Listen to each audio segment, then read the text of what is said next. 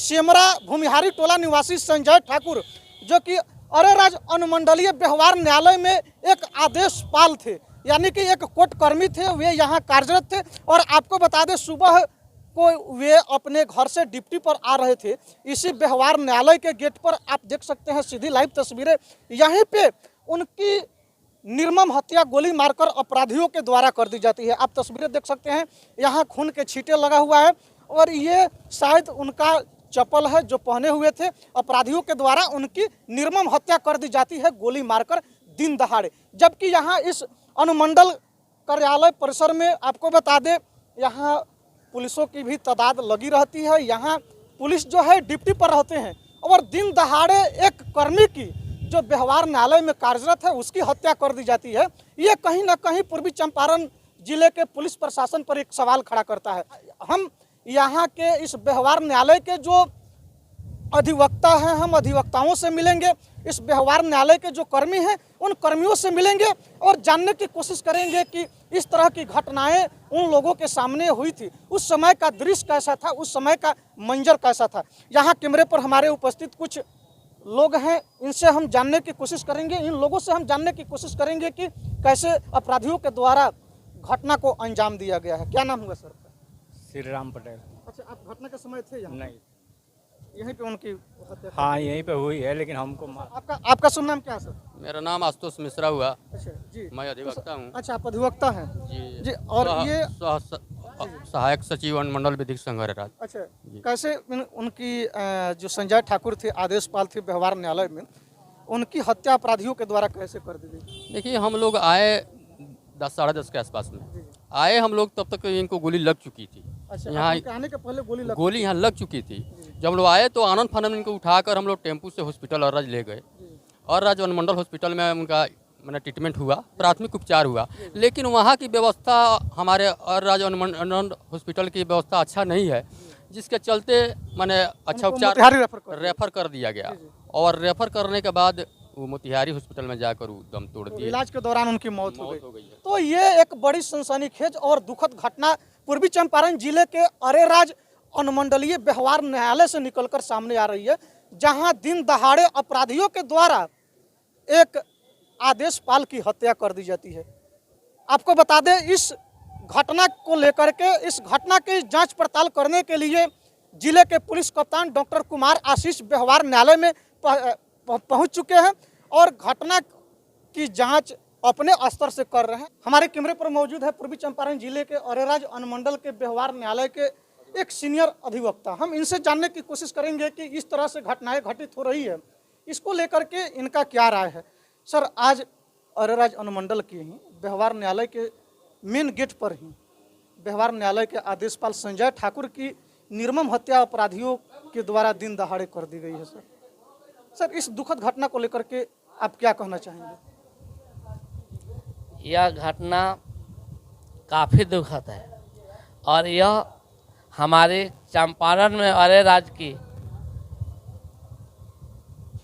न्यायालय परिसर के निकट यह घटना घटित होकर यह इतना शर्मसार साबित कर रहा है कि जहां सबको न्याय मिलती है उसके निकट कितनी हिम्मत और कितना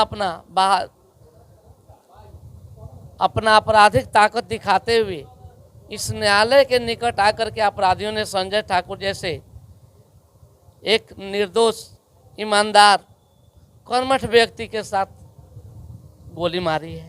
सर, दिन दहाड़े अपराधियों के द्वारा एक कर्मी की गोली मारकर हत्या कर दी जाती है, वो भी सर व्यवहार न्यायालय के आदेशपाल की हत्या कर दी जाती है। सर, क्या ये हत्या पुलिस महकमों पर सवाल खड़ा करता है कि नहीं? यह तो पुलिस महकमा के ऊपर देखा जाए तो 100% पुलिस को सक्रियता अपना हर क्षेत्र में निभाते रहनी चाहिए और पुलिस खासकर इसी अपराध को कम करने के लिए, अपराध को समाप्त करने के लिए खासकर इसी विभाग के लिए उसकी नियुक्ति होती है। तो पुलिस को तो हम यही कहेंगे कि पूर्ण रूप से सक्रियता निभानी चाहिए और कोर्ट परिसर के इर्द गिर्द में हर चप्पे चप्पे पर प्रशासन की कड़ी नज़र होनी चाहिए। सर, दिन दहाड़े आदेशपाल संजय ठाकुर की हत्या कर दी जाती है और कोर्ट परिसर के गेट पर ही अपराधियों के द्वारा दिन दहाड़े निर्मम हत्या कर दी जाती है, वह भी एक नहीं 3-3 गोली मारकर उनके सीने को छली छली कर दी जाती है। इस घटनाक्रम के बारे में सर आप क्या प्रतिक्रिया देना चाहेंगे? हम ही मोतिहारी से आते हैं, संजय ठाकुर भी हमारे साथ वो आते थे, लेकिन संजोगवश आज वो साथ नहीं आए हैं। बाद में 9:38 वाला बस पकड़ के आए हैं, वहीं से क्रिमिनल है सो उनको पीछे करते हुए आया है, मोतिहारी से यहाँ आया है। जो घटना हुआ है वो घोर निंदनीय घटना है, इस तरह का घटना नहीं होना चाहिए। सर, आदेशपाल संजय ठाकुर की निर्मम हत्या आज कर दी गई है अपराधियों के द्वारा, और वह भी व्यवहार न्यायालय के मेन गेट पर।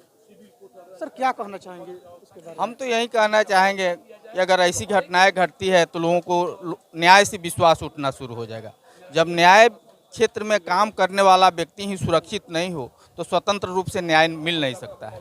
कोई भी अधिवक्ता हो या न्यायिक पदाधिकारी हो अपने लिए कोई काम नहीं करता है, वो अपने क्लाइंट के लिए काम करता है, उसकी हक के लिए लड़ाई लड़ता है। और ऐसे में रंजिश को अपनाकर उसकी हत्या कर देना घोर निंदनीय है, और इस हत्या की मैं घोर निंदा करता हूँ। और सबसे बड़ी निंदनीय बात तो ये है कि हमारे रेफरल अस्पताल में कोई व्यवस्था नहीं थी। अगर व्यवस्था रहती, समय पर उनका इलाज होता तो संभवतः उनकी जान बच सकती थी। तो रेफरल अस्पताल की भी कमी कही जाएगी? बिल्कुल बिल्कुल। रेफरल पुलिस प्रशासन की विधि व्यवस्था को लेकर के क्या कहना चाहेंगे? पुलिस प्रशासन आई तत्पर रही, इसमें कहीं यथी नहीं है। खासतौर से मैं यहाँ के डीएसपी साहब को कहूँगा कि उन्होंने समय पर काम तो किया, लेकिन जिस ढंग से प्रशासनिक व्यवस्था होनी चाहिए अरे राज्य में वैसी नहीं है। चौक से सरेआम गोली मारकर चले जाना बहुत कुछ दर्शाता है। तो चौक से सरेआम गोली मार करके चले जाना कहीं ना कहीं बहुत कुछ दर्शाता है। हमारे कैमरे पर एक और अधिवक्ता मौजूद हैं, हम इनसे जानने की कोशिश करेंगे। सर, अनुमंडल व्यवहार न्यायालय परिसर में दिन दहाड़े आदेशपाल की निर्मम हत्या कर दी जाती है अपराधियों के द्वारा, और इसके जस्ट बगल में अनुमंडल पुलिस पदाधिकारी का भी ऑफिस है।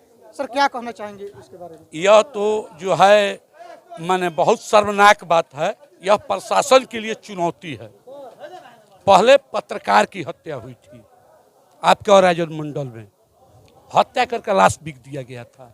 आज जो है न्यायालय के मेन मंदिर के सामने, न्यायालय जो है मंदिर होता है, न्याय का मंदिर होता है, और अनुमंडल न्यायालय के सामने मेन गेट पर उसके कर्मी जो ऑन ड्यूटी जा रहे थे उनको गोली मार दिया गया है। दिन दहाड़े। कहीं ना कहीं सर आदेशपाल की हत्या पुलिस प्रशासन के लिए एक चुनौती है कि नहीं? खुलेआम चुनौती है। मैं इसी बात को आपसे बताना चाहता हूं, यह जो है खुलेआम पुलिस प्रशासन मोतिहारी पुलिस के लिए चुनौती है। अब इसको देखना है कि मोतिहारी पुलिस किस रूप में लेती है। और सर, नई सरकार की जो गठन हुई है लॉ एंड ऑर्डर को लेकर के, नई सरकार के लिए भी चुनौती है कि नहीं? हाँ, ये नई सरकार के लिए ही चुनौती है, और यह जो है मोतिहारी में जो है यह तो चुनौती पूरे बिहार के लिए है। आज हर जगह, पटना में भी आप लोग देखे होंगे, पटना में कल या परसों जो है एक फौजी की हत्या कर दी गई, एक लड़की की गोली मारकर हत्या कर दी गई। और आज जो है यहाँ पर आप कह रहे हैं अनुमंडल जिला पूर्वी चंपारण बाबा सोमेश्वर नाथ धाम में जो और अनुमंडल न्यायालय परिसर में सिविल कोर्ट का बेंच है, उसके जो है कर्मी की हत्या गोली मारकर कर दी गई अपराधियों के द्वारा दिन दहाड़े। तो यह अपने आप में खुली चुनौती है। तो यह हत्या अपने आप में एक खुली चुनौती है, और कहीं ना कहीं यह चुनौती एक बिहार पुलिस के लिए यह चुनौती काफी निंदनीय है, और यह बिहार पुलिस के प्रशासनिक सेवा पर जो है एक प्रश्न चिन्ह खड़ा करता है। आप हमारे न्यूज चैनल के माध्यम से बने रहिए। हम परिजनों से भी मिलेंगे, जो मृतक हैं संजय ठाकुर, उनके परिजनों से भी मिलेंगे, उनके परिजनों के हालात से भी आप सभी व्यूअर्स को, आप सभी दर्शकों को रूबरू कराएंगे। तब तक कैमरा पर्सन इरफान के साथ मैं कुमार राकेश, KR मीडिया, अरेराज।